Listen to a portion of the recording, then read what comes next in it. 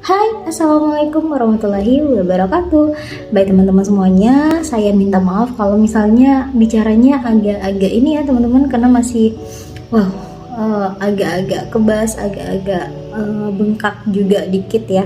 Pasca operasi, kemarin operasinya itu hari Senin pagi jam 9, keluar dari ruang operasi itu sekitar setengah 11. Jadi 9, 10, 11, jadi 2 jam setengah ya saya di dalam ruang operasi. Kok lama? Ya makanya saya juga bingung nih, karena saya waktu itu saya bertiga ya sama pasien, ada 2 pasien itu masuknya belakangan tapi selesainya itu barengan. Karena apa? Karena ya seperti postingan saya di Facebook yang banyak komentar, kok bisa giginya dicabut sampai 11 gigi ya. Nah, sebenarnya teman-teman bisa lihat di sini dulu foto kromik saya ya, foto kromik pada saat saya ronsen gigi sebelum gigi saya dicabut. Itu memang benar-benar kondisi gigi saya tuh udah luar biasa ya. Ini adalah hadiah yang paling indah di tahun ini yang saya rasakan.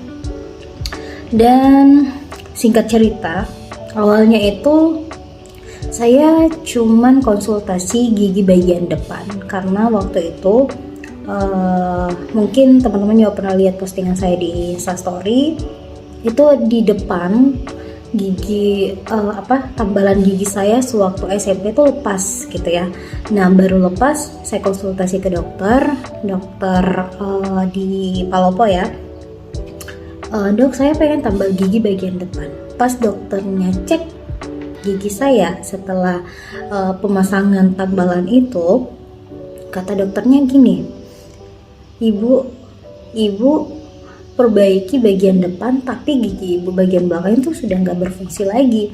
Sebenarnya saran-saran seperti itu dari dokter setiap yang periksa gigi saya pasti bilangnya seperti itu. Nah, karena ini sudah dokter yang kesekian yang bilang seperti itu, saya beranikan diri untuk ya udah dok, direkomendasiin aja dokter mana yang bagus untuk bedah mulut gitu. Akhirnya saya diarahkan ke dokter selanjutnya untuk bedah mulut ini.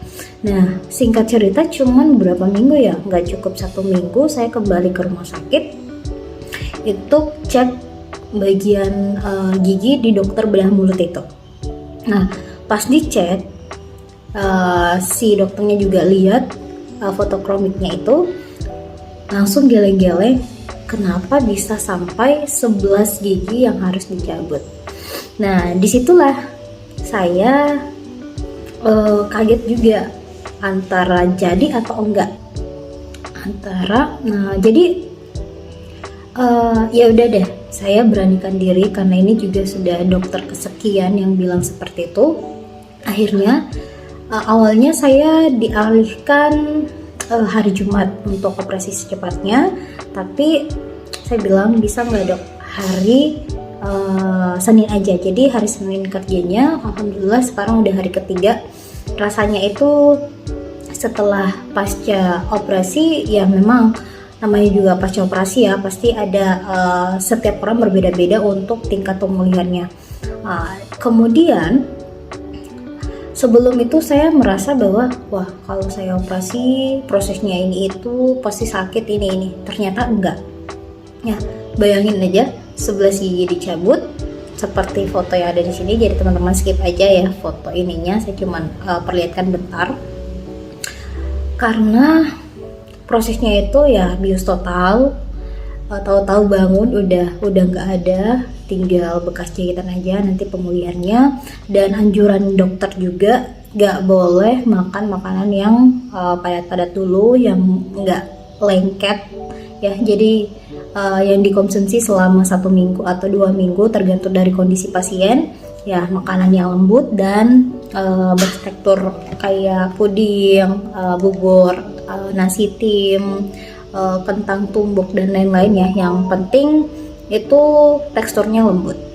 Yang harus dihindari makanan yang lengket kayak ketan, gula merah, kemudian yang minuman berkafein, terlalu panas, kemudian nggak boleh terlalu dingin juga. Jadi itu yang harus kita hindari.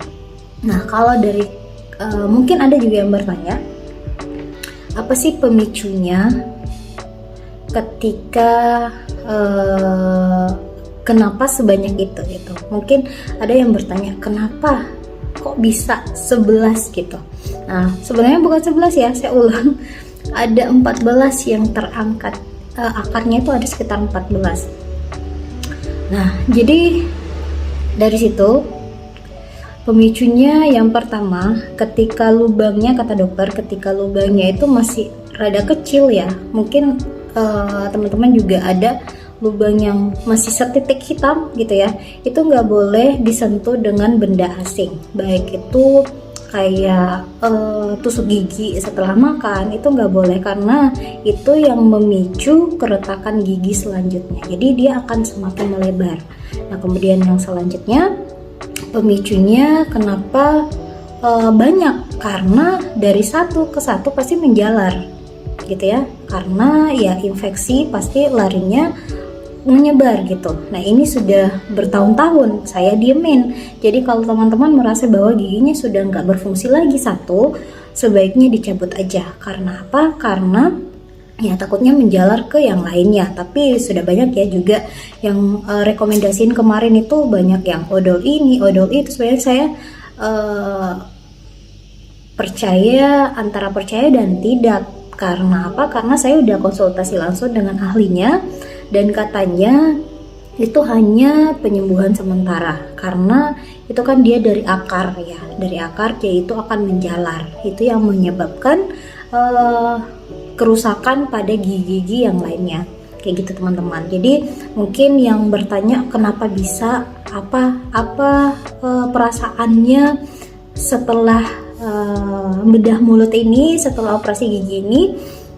Yang saya rasakan alhamdulillah ya, cepat pemulihannya, agak cepat. Jadi insya Allah mungkin seminggu tanggal 28 tuh saya kontrol kembali ke dokternya untuk cabut si ininya ya, untuk cabut kawat hasil jahitannya, benang jahitannya. Jadi insya Allah saya akan beraktivitas seperti lagi, mengisi materi-materi, namun mungkin membatasi speed bicara saya karena masih rada-rada kebas ya, masih agak-agak bengkak juga di bagian pipi kanan dan kiri, karena bukan cuma kanan, bukan cuma kiri, tapi dua-duanya. Jadi ya saya harus banyak ini dulu.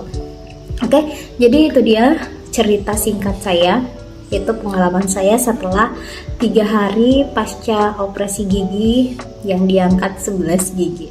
Jadi mungkin cukup sekian apa yang saya sampaikan, semoga bermanfaat. Dan saran saya teman-teman, periksakan gigi minimal 6 bulan sekali, karena itu bisa membantu pertumbuhan gigi teman-teman agar lebih baik lagi. Oke, see you next time. Wassalamualaikum warahmatullahi wabarakatuh.